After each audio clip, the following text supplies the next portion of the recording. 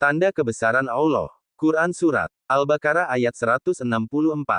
Inna fi khalqis samawati wal ardi wahtilafil laili wan nahari wal fulkil lati tajri fil bahri bima yanfa'un nasa wa ma anzalallahu minas samai mimma infa'ahya bihil arda bada mautiha wa basa fiha min kulli dabatin wa tasrifir riyahi was sahabil musahari bainas samai wal ardi la ayatil liqaumi yaqilun.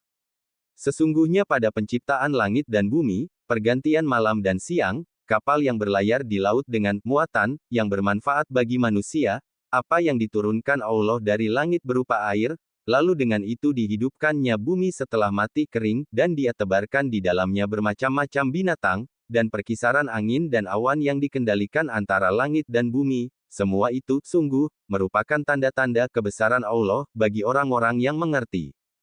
Ketahuilah, sesungguhnya pada penciptaan langit dengan ketinggian dan keluasannya serta benda-benda angkasa di lingkupnya. Dan bumi yang terhampar luas, pergantian malam dan siang dengan perubahan panjang pendeknya dan kemanfaatan masing-masing. Kapal dan perahu yang berlayar di laut dengan membawa muatan berupa manusia dan aneka ragam barang yang bermanfaat bagi manusia.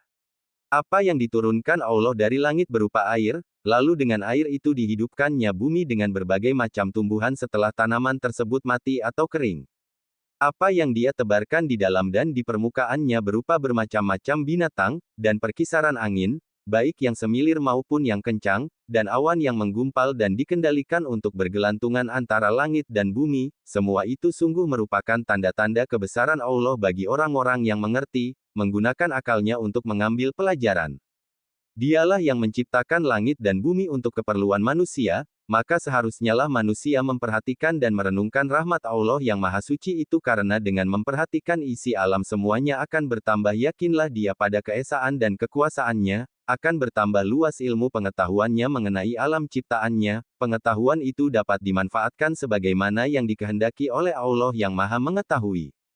Dalam ayat ini Allah SWT menuntun manusia untuk mau melihat, memperhatikan dan memikirkan segala yang ada dan terjadi di sekitarnya dengan menyebutkan ciptaan-ciptaannya.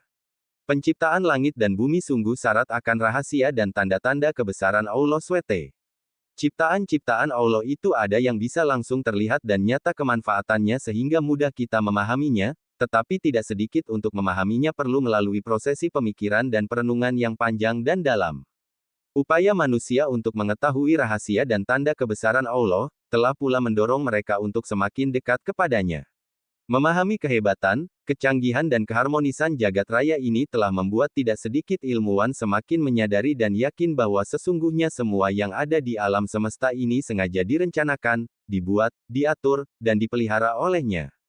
Perkembangan ilmu pengetahuan dan teknologi telah membawa manusia pada kesimpulan bahwa sistem tata surya yang terdiri dari jutaan bintang bahkan mungkin lebih, termasuk di dalamnya bumi kita ini, hanyalah menjadi bagian kecil dari galaksi Bima Sakti yang memuat lebih dari 100 miliar bintang. Dan Bima Sakti pun hanyalah satu dari 500 miliar lebih galaksi dalam jagat raya yang diketahui.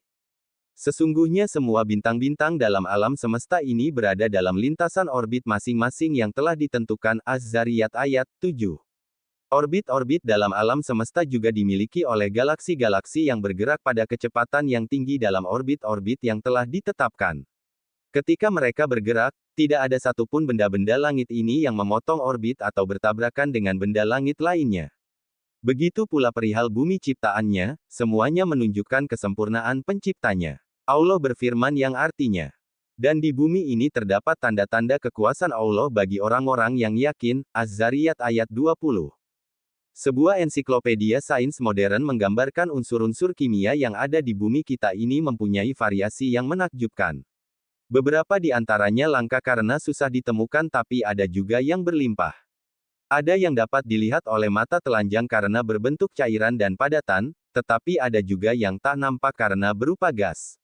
Kenyataan ini mestinya dapat membimbing kita untuk semakin terkesan dengan keagungan dan keesaan Sang Penciptanya, Allah SWT. Munculnya siang dan malam silih berganti mengajak kita berpikir tentang adanya pengaturan yang sempurna.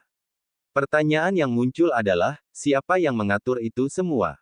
Silih bergantinya malam dan siang, serta bergilirnya antara keduanya, panjang dan pendeknya waktu, dan adanya berbagai musim merupakan pengaturan iklim yang sempurna yang terkondisi dengan nyaman untuk dapat dihuni oleh manusia. Kata al-fulk dalam ayat ini berarti bahtera atau perahu.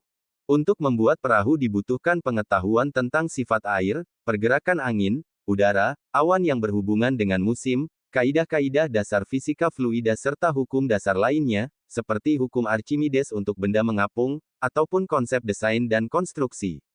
Akhirnya manusia dapat membuat kapal atau perahu untuk berlayar mengarungi lautan sehingga mereka dapat menjelajahi pelosok bumi.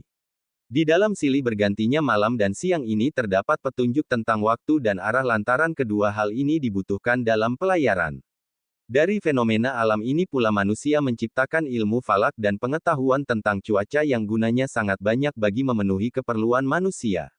Allah berfirman yang artinya sebagai berikut. Dan dialah yang menjadikan bintang-bintang bagimu, agar kamu menjadikannya petunjuk dalam kegelapan di darat dan di laut. Al-An'am ayat 97. Kemudian, dia turunkan dari langit berupa air. Di dalam Al-Quran terdapat sejumlah ayat yang menjelaskan bagaimana Allah SWT menurunkan air hujan. Ayat-ayat dimaksud adalah Ar-Rum ayat 48, Qaf ayat 9-11, Ghafir ayat 18 dan 48-50, Al-Hijr ayat 22, Fatir ayat 91, Al-A'raf ayat 57, Al-Jasiyah ayat 5, Arad ayat 17, Al-Mulk ayat 30, Az-Zumar ayat 21, An-Nur ayat 43 dan Al-Waqiah ayat 68. Terjadinya hujan secara sederhana dapat dijelaskan sebagai berikut. Diawali dengan adanya penguapan air yang disebabkan oleh panasnya udara yang memanasi permukaan laut. Pemanasan mengakibatkan terjadinya pergeseran molekul-molekul zat air yang kemudian menjadi uap. Ketika uap tersebut naik ke atas, terbentuklah awan yang semakin menebal. Karena dingin dan berat awan tebal tadi berubah menjadi titik-titik air yang kemudian jatuh ke bumi. Itulah yang dinamakan hujan. Lalu dengan air itu dia hidupkan bumi sesudah mati keringnya dan dia sebarkan di bumi itu segala jenis hewan. Al-Baqarah ayat 164. Dengan air inilah timbul kehidupan dengan berbagai tumbuhan di permukaan bumi, yang kemudian dimanfaatkan hewan dan manusia sebagai sumber kehidupan mereka. Akhirnya kehidupan di bumi berkembang sebagaimana bisa kita saksikan. Hal ini pun diisyaratkan dalam firman Allah yang artinya sebagai berikut. Dan kamu lihat bumi ini kering, kemudian apabila kami turunkan air di atasnya, hiduplah bumi itu dan suburlah dan menumbuhkan berbagai macam tumbuh-tumbuhan yang indah. Al-Hajj, ayat 5. Turunnya hujan yang menjadi pendukung kehidupan bagi tumbuhan, hewan dan manusia demikian itu merupakan bukti bahwa Allah Maha Esa dan Maha Menciptakan. Dan jika ditinjau dari segi kemanfaatannya, maka kenyataan tersebut merupakan rahmat ilahi. Hendaklah selalu diperhatikan dan diselidiki apa yang tersebut dalam ayat ini, yaitu 1. Diciptakannya bumi yang didiami manusia ini dan apa yang tersimpan di dalamnya merupakan perbendaharaan dan kekayaan yang tidak akan habis-habisnya baik di darat maupun di laut. Semua itu adalah nikmat dan kasih sayang Allah kepada manusia, oleh karena itu manusia harus memanfaatkan, menjaga dan melestarikannya untuk kehidupan yang baik dari generasi ke generasi berikutnya. 2. Penciptaan langit dengan bintang-bintang dan planet semua berjalan dan bergerak menurut tata tertib dan aturan ilahi. Tidak ada yang menyimpang dari aturan-aturan itu. Apabila terjadi penyimpangan, akan terjadi tabrakan antara yang satu dengan yang lain dan akan binasalah alam ini seluruhnya. Hal ini tidak akan terjadi kecuali bila penciptanya sendiri yaitu Allah yang Maha Kuasa telah menghendaki terjadinya hal tersebut. 3. Pertukaran malam dan siang dan perbedaan panjang dan pendeknya waktu malam dan siang pada beberapa negeri karena perbedaan letaknya, kesemuanya itu membawa faedah dan manfaat yang amat besar bagi manusia. Walaupun sebab-sebabnya telah diketahui dengan perantaraan ilmu falak, tetapi penelitian manusia dalam hal ini harus dipergiat dan diperdalam lagi sehingga dengan pengetahuan itu manusia dapat lebih maju lagi dalam memanfaatkan rahmat Tuhan. 4. Bahtera yang berlayar di lautan untuk membawa manusia dari satu negeri ke negeri lain dan untuk membawa barang-barang perniagaan untuk memajukan perekonomian.